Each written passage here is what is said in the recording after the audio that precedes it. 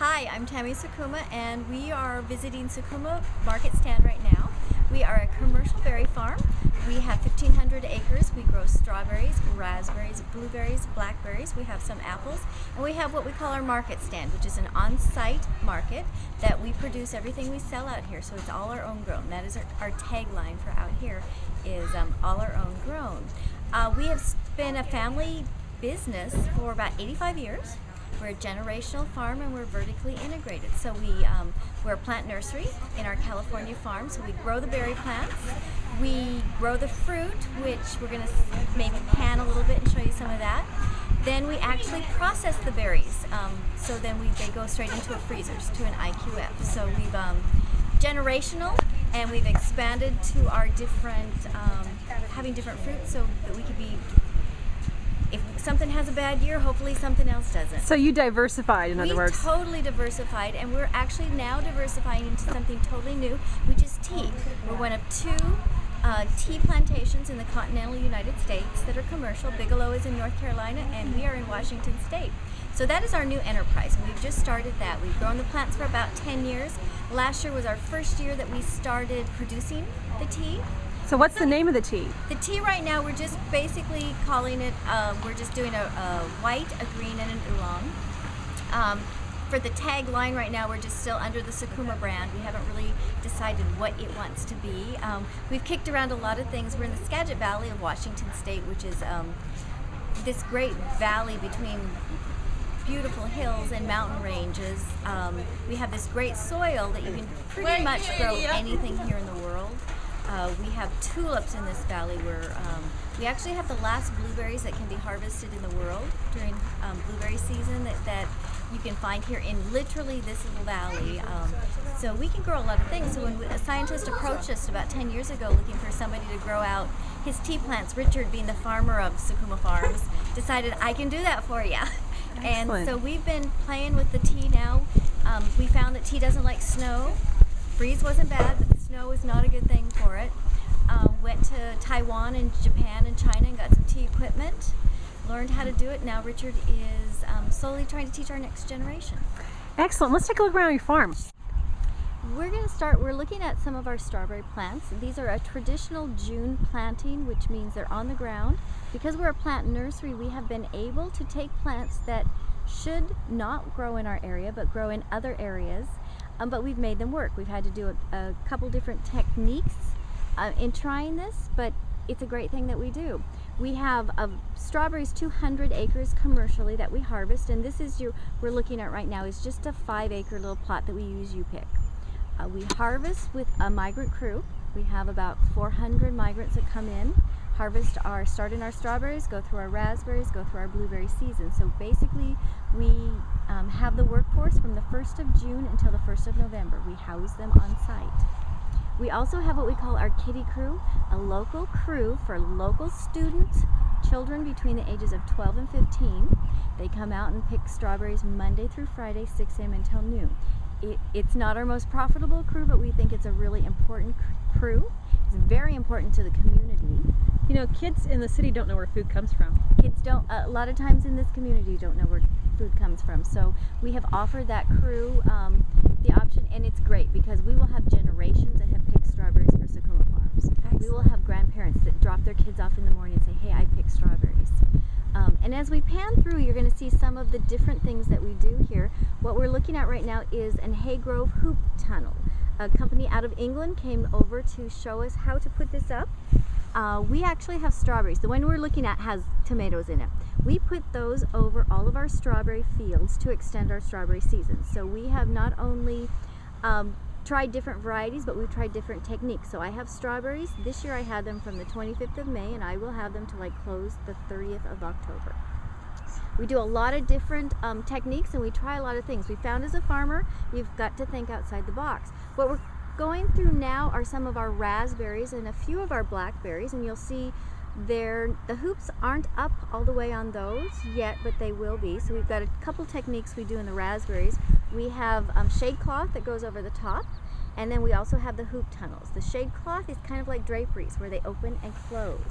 It helps a little bit with the birds, but mostly it's for sun and it's to extend our season because we're Washington State and we rain a lot. not so much in the summer, but we rain, and rain is what breaks your berries down. And then as we kind of pan a little bit more, we're looking at our new diversification, which is tea. I'm gonna close up on this real quick because this is amazing. I drink so much tea, and I never knew that it looked like this. This one is a nice bush right here. Let's look at this nice bush over here. We're gonna move a little bit further down. It's a beauty, and Yeah. I would see this growing in somebody's yard. Never guessed it was tea. Tea plants come from a Camellia sinensis plant. So if you have a flowering camellia plant, you're in the same neighborhood. We put these in. We didn't have a clue about tea, so we planted on the recommended planting scale, which means they were little itty bitty 2-inch plants, and everyone said plant 4 feet apart and do this and this and this. Well, that wasn't the best thing for us, we realized, because all of our other farm equipment is set at a different calibration, different sizes. So as the plants grew up, we didn't know what they do. We didn't know how they would do in our weather. We found that they don't like snow. We took a big hit with the snow. We had about 6-foot snowbanks on all of the outer edges. And so you cut these back. Do they come back next year or not? They will. We actually cut them down to ground level, some of the other ones. We got lazy and just hadn't taken them out. We lopped a few off, and they're actually starting to green back up, so it's probably very nice. We learned a lot that we didn't know anything about tea when we first started this. We realized that the plant itself, you can make green, white, oolong, or black tea. It's the process that you use that makes the tea. Some varieties are better suited for a certain type of tea, but you can do it. So we've played a lot with what will work for what, and what do we like with what, and what do we think it tastes good. On our farm commercially, we have certified organic fields, and we also have conventional fields. The tea is in the process of being certified organic. What you're going for with a tea plant is you're just harvesting the tip and 2 buds. This is your perfect. Let me get over here. Okay, let me see if we, hang on, I'm a little high. Okay, There we go. Awesome. this is the perfect when you're plucking tea, what you're looking for. 2 leaves and a bud. This is the most tender part. So we're actually hand picking our tea, going through making our green, oolong, and white. So when you say certified organic, I've heard that that's a really long process. At some point it takes like many years. How long will that take you to certify organic a field? Since we've done the process before and we're very familiar with it, we probably can be on a little shorter track than some of the other ones. You just have to prove that nothing has been used on the field for a certain time. You have to be willing to spend the money to have everything tested. Coming out. The tea plants, how they grew so close together, we can't even get a tractor through it. So the certification process will be pretty quick on this one because you can't do a lot to it, just we planted incorrectly. But then too, we were playing with that, okay, we're drinking this, we're taking this, it's not being washed, it's coming straight out. So our philosophy has always been to think about our consumers, and we like to invite people out to our farm. It's one of those, we love to say, know your farmer, know where your food comes from. That to us is more important than it would be, is it certified or is it sustainable? Know where it comes from. The locavores is what it's called, the local food movement or slow food movement. I met a lady in California that talked about that a lot. They were in Sonoma. Wow, this is a really beautiful valley. If I wanted to live here, I'm a science teacher, do you think I would be able to make a living here? How is the economy here? I think the economy has been hurt across the country. As far as us selling our product, we've found that the people pick and choose. They have decided what's important to them and what they value, and they'll still spend the money on the things that are important and what they value, and maybe some of the extravagant pieces have left. So we have a great customer base that has been with us, that come, we're part of their shopping cycle. They go to the stores in town and they'll cruise by and get fresh out here. We found strawberries especially have this to your heart value.